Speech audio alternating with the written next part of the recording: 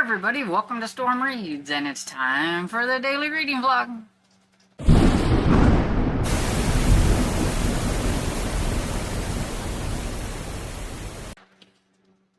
So good late morning, early afternoon, however you want to say it. It's a little after 11, not quite 12. It's about, actually it's closer to 12:30. I looked at my Fitbit. And so I'm going to be going downstairs a little early to fix lunch a tad bit early, just so that it is done and over with, and I won't have to worry about Dad being like, we have to be there at such and such time. Don't you think we should have lunch early? Even though his appointment's not till 2. But I know that's how he is. So I'll have it done. So lunch will be done and over in plenty of time. And all that stuff. So, thought I would pop on here and just kind of give you a little update. So, I haven't really done a whole lot in regards to reading. I did listen to more of Ride or Die last night by Delilah S. Dawson. I want to say I'm like about 30-ish% into that one, maybe. I never even thought to look before I got on here. And, yeah, it's definitely going to be kind of a ghost story, I can tell. I don't even know why the main character wants to hang out with those girls. They are mean. It is the mean girls. The popular girls are always mean.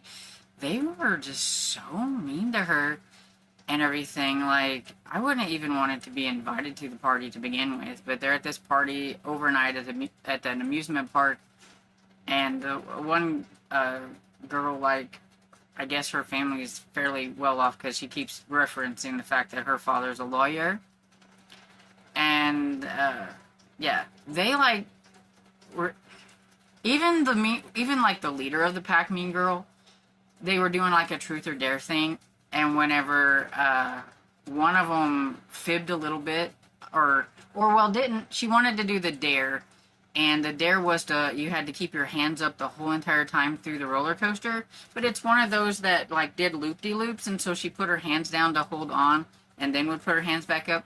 Well, since she didn't do the dare completely right, she made her do something super nasty. And it's like, if that's supposed to be your friend, and you're going to treat her like that, I would not want to be a part of that. Not one bit.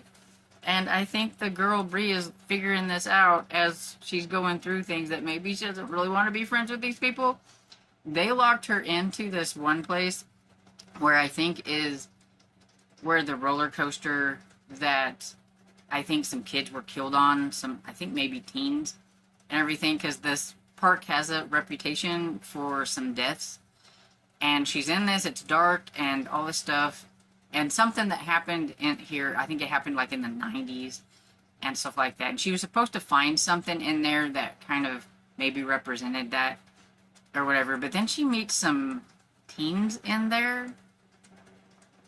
And the one mean girl, Emma, and whatever her name was, like, won't let her out until she finds something. And then when she did find something, they wouldn't let her out. She couldn't get out of the door, so she's, like, stuck in there. And she finds, like, these teenagers in there, and I have a feeling that those teenagers are the dead teenagers. And so, I don't know what's going to happen with her, but, yeah. So, it's kind of starting to get to a little bit of the, like, spookier stuff. And so, I did read a little bit of Mummy Man and Waffles, and my goal is to finish this today. I'll be waiting in the waiting room for him to get his MRI done, and so I'm hoping I can get this finished. I am on page 212 of 279, and oh, look at that suave Mummy Man there. And, yeah, so that's my goal. I will take the ebook form so I don't have to take the actual book, because I do have it on ebook currently, and that way it's easier to travel with. And that is going to be my goal for this afternoon when we are at the doctor's office for his MRI. Hopefully everything goes just fine and it's really quick and we're not there forever. But anyway, I'm going to get off of here and go round up something to eat. Hey everybody, back for the last clip of the day. And I have good news. I finished it. I finished it. I finished it. So I finished Mummy Man and the Dire Deed of Dr. Gargo. And this was a lot of fun. Kind of left me with a little cliffy. Sort of. I want the next one now. Something happened and I need to know what happened. But it's nice to know that there's going to be another one. There better be. They better not leave me hanging anyway. So, but yeah, it's super cute. If you don't want anything spooky for this time of the year, but you like to read something with some monsters and things in it and everything, this one is super cute. Start with the first one, Mummy Man and Waffles. Then we have this one, it's the second one. And yeah, it's just a lot of fun. Them trying to band together to defeat the bad Dr. Gargo, and just kind of like their little road trip to do so and everything. And so yeah, it's fun.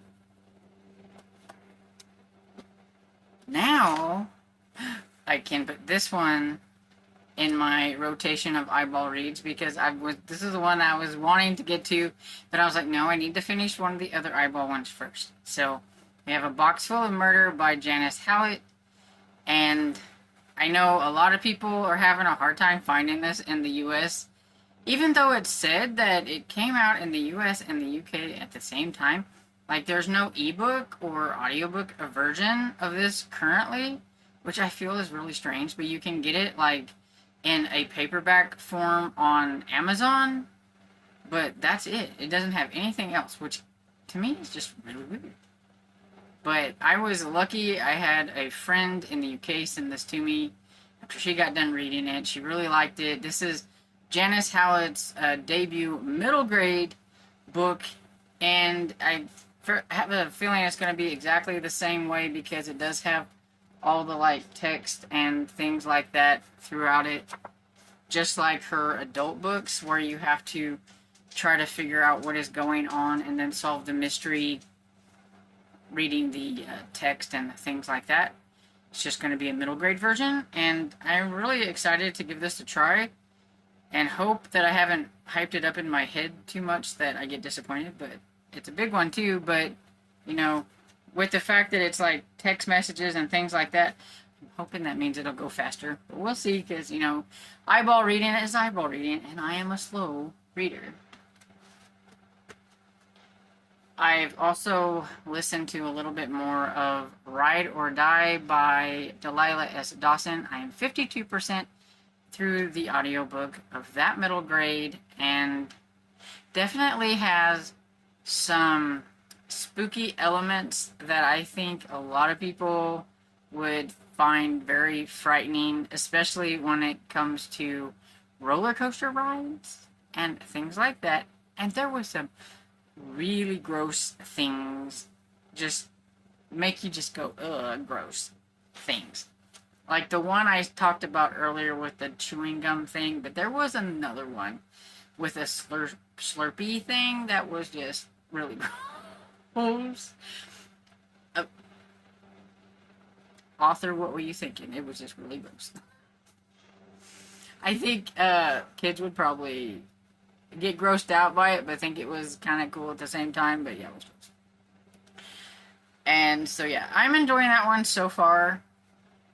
I'm a little curious how this is going to end, especially for Bree. One, I'm not sure if she'll ever ride a roller coaster ride ever again once she finds out what's going on. And two, hopefully she decides that mean girlfriends are not good friends. And so yeah. So that's pretty much it. So, on the MRI thing. Okay, I thought he was going because of something to do with his heart, because, I mean, they keep telling him that, you know, the BNP thing or whatever it is. But no, this was for his neck, because he has something wrong with his neck, I guess, because it said it was a cervical something MRI, which I'm guessing is like that stuff back there, because I know they said that his, the x-ray showed that his neck was messed up and everything. So I'm guessing that was what it is. So I don't know when the heart thing is going to happen, but do you know that it was a $200 copay that we don't have?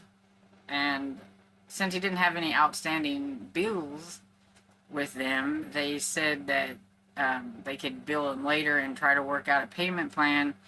And we're going to try, they have some kind of financial assistance thing for him because he's strapped pretty much for cash as is. I mean, an extra $200 like that would be not eating for a whole month or whatever.